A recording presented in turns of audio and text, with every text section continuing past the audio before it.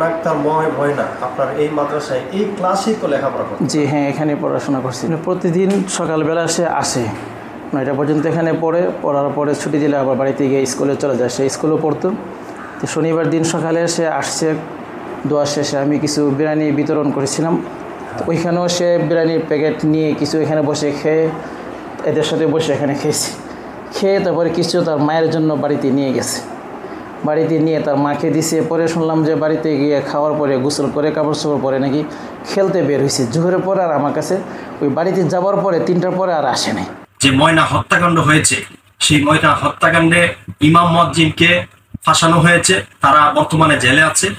তো সেই ইমাম সাহেবের, মাওলানা হামিদুর রহমান সাহেবের সম্মানিত ভাই জনাব জাবিদুর রহমানের কোনটা একটু জানতে চাইবো, আসলে ওনার ভাই কেমন, ওনার ভাইয়ের চরিত্র কেমন। ওনার সব তো এটা প্রমাণিত হয়েছে না, ওনার হ্যান্ডকাপ লাগাইয়া রিমান্ডে কেড়ে নিল।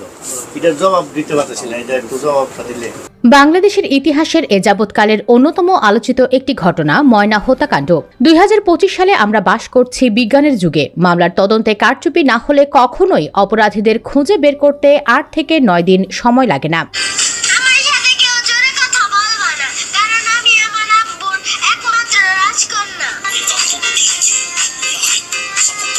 দেখতে পারতেছেন যে আসলে বাবার কাছে কিন্তু এই টিকটকগুলো কইরা, হ্যাঁ 2023-এর ভিডিও এটা।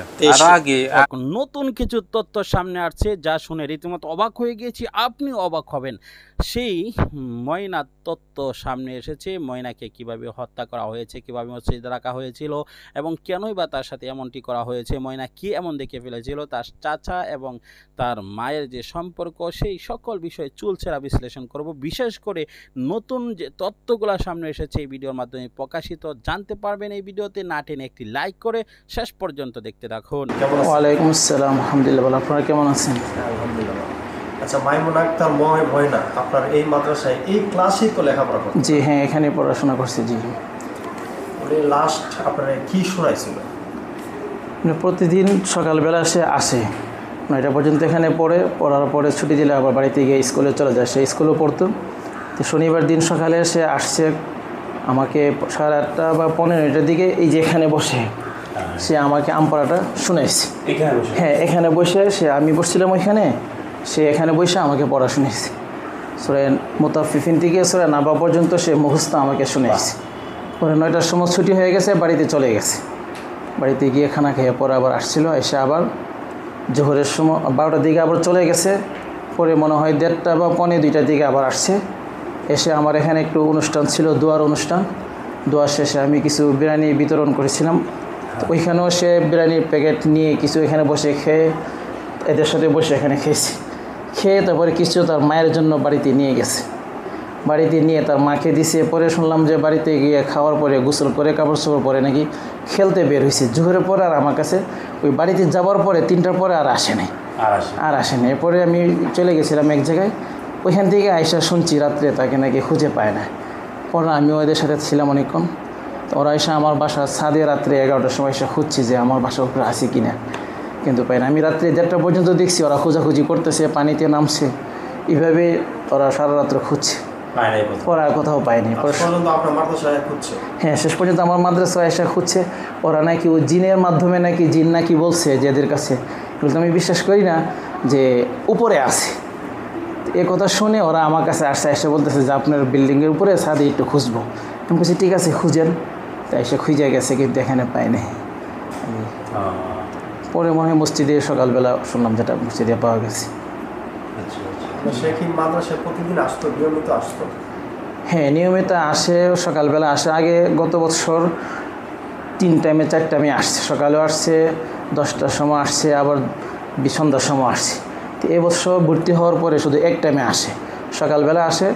এরপরে 9টার সময় ছুটি হয়ে গেলে বাড়িতে গেলে পরে আর আসে না। সে আবার স্কুলে পড়ে, এবার সে ক্লাস 5-এ পড়ে, তো বৃত্তি আছে, এই জন্য আর আসে না। আবার ক্লাস হ্যাঁ, এখানে মানে হেফজরা নাজাররা চালাই যেতেছে। আর যেহেতু স্কুলের সুযোগ ছিল, এই জন্য স্কুলে ক্লাস 5-এ পড়তেছিল।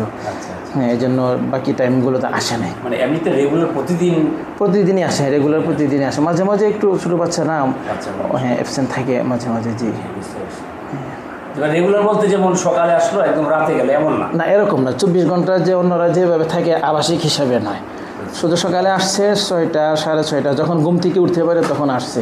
কোরআন শিক্ষাটাও নিচ্ছে সে, ওইদিকে আবার সাজ্জানারের শিক্ষাটাও মানে তারা বাবারই আসছিল যে ক্লাস 5 পর্যন্ত পড়াবে আর তাকে হাফেজা বানাবে, এই জন্য সে এখানে ওনার আব্বা এখানে দিছে তাকে। ছোট বাচ্চারা যেহেতু ছোট, এই জন্য আমি এদের সামনে বসি। হ্যাঁ, আবার কিছু বড় স্টুডেন্ট আছে, আমার জন্য আলাদা আবার শিক্ষিকা আছে যারা বড়, হ্যাঁ মহিলা শিক্ষিকা আছে যারা বড়, তারা পর্দার ভিতরে থেকে শিক্ষিকার কাছে পড়ে। আর এরা সবাই ছোট, এই যে 7 বছর 8 বছর, এই জন্য তারা আমার সামনে আসে বা আমি তাদের সামনে আসি। অনেকে আবার হয়তো ভাবতে পারে যে হুজুর কেন পড়ায়, এই জন্য জিনিসটা একটু পরিষ্কার করলাম।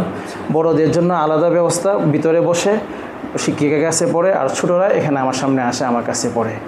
জি জি। আচ্ছা, ময়না তোমার সাথে পড়তো, ময়না কেমন ছিল? ভালো ছিল।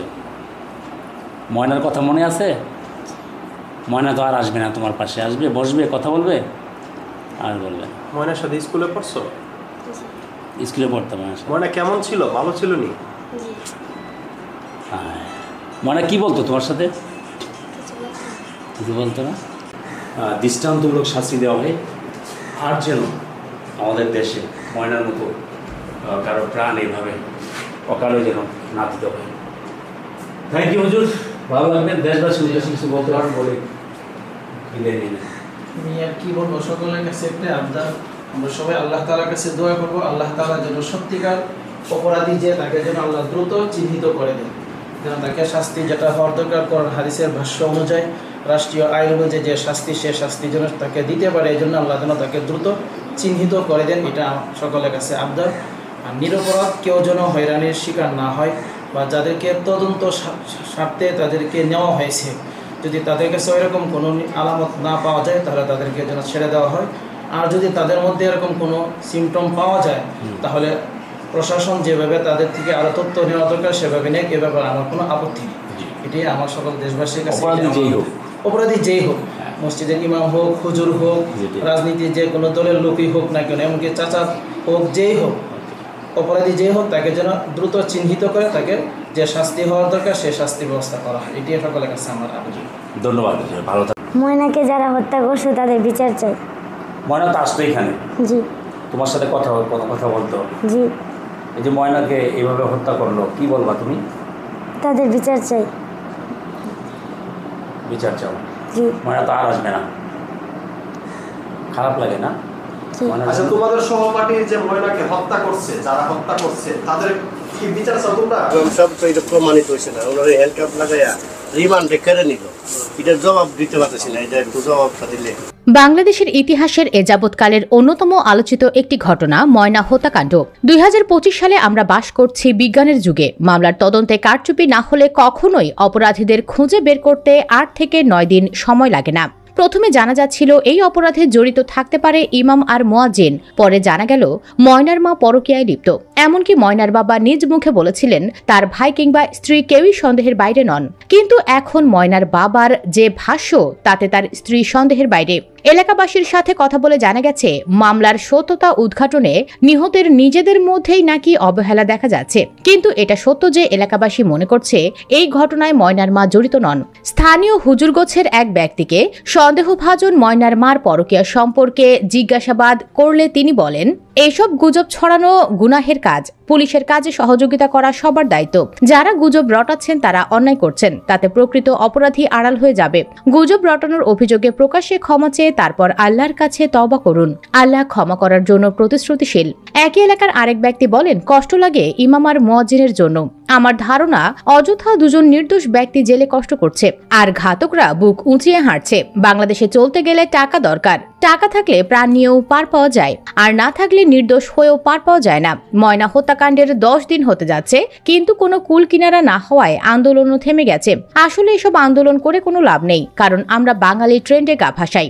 আমরা আবরার, পারভেজ, ময়না সহ অনেক হত্যাকাণ্ড দেখলাম, সভা সমাবেশ দেখলাম, কিন্তু কোনো বিচার দেখলাম না। তাই সভা মিছিল না করে ডাইরেক্ট ঘাতককে তাদের ঠিকানায় পাঠিয়ে দেন।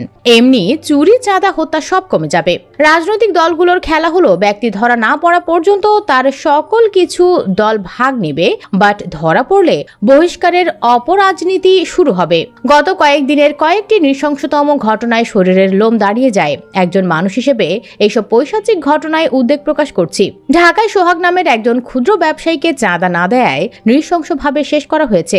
চট্টগ্রামে স্ত্রীকে শেষ করার পর 11 টুকরা করেছে পাষণ্ড স্বামী। চাঁদপুরে মসজিদের একজন ইমামকে মসজিদের ভেতরে নারকীয় কায়দায় কুপিয়ে শেষ করা হয়েছে। ময়না নামের 9 বছর বয়সী একজন শিশুকে পাশবিকভাবে খতম করা হয়েছে। কি হচ্ছে আমার প্রিয় বাংলাদেশে? সুপ্রিয় দর্শক, ময়নার হত্যাকাণ্ডের কোনো কুল কিনারা করা যাচ্ছে না। এ বিষয়ে আপনার কি মতামত? কমেন্ট বক্সে জানিয়ে দিন আপনার মতামত। ভিডিও ভালো লাগলে লাইক দিন এবং শেয়ার করুন, আর অবশ্যই চ্যানেলটি সাবস্ক্রাইব করুন। ধন্যবাদ। দর্শক, সম্পূর্ণ ভিডিওটি দেখলেন, বুঝতে পেরেছেন ভিডিওটি গুরুত্বপূর্ণ। ময়না হত্যার রহস্য উন্মোচন হয়েছে এবং সকলেই একটি বিষয় অবগত ছিল যে ময়নার এই রহস্য পরকীয়ার সাথে জড়িত। তার চাচা এবং তার মা হয়তো বা পরকীয়ার সাথে জড়িত ছিল, সেই জন্য এমনটা হয়েছে। আর এই বিষয়টি তার বাবার মুখ থেকে আমরা শুনেছিলাম, কেউ সন্দেহের তালিকার বাহিরে নয়। তার মাকেও সে সন্দেহ করে, তার ভাইকেও সন্দেহ করে, তার চাচাকেও সন্দেহ করছে। রীতিমতো তার এই বক্তব্যকে কেন্দ্র করে চাঞ্চল্যকর কিছু তথ্য সামনে এসেছে। তাহলে কি পরকীয়ার জন্য এমনটি হয়েছে? তাকে যেভাবে শেষ করে দেওয়া হচ্ছে নৃশংসতম এক নৃশংস হত্যাকাণ্ড, আর সেটা একমাত্র রাগের মাথায় হতে পারে এবং তাকে ফাঁসানোর জন্যই, কিন্তু ইমাম মুয়াজ্জিনকে ফাঁসানোর জন্যই মসজিদে রাখা হয়েছে। প্রিয় দর্শক, আপনারা এই বিষয়টি শেয়ার করে ছড়িয়ে দিবেন, লাইক করবেন, সাবস্ক্রাইব করবেন। পরবর্তী ভিডিও পাওয়ার জন্য অবশ্যই বেল বাটনটি অন করে দিবেন। দেখা হচ্ছে পরবর্তী ভিডিওতে। আসসালামু আলাইকুম।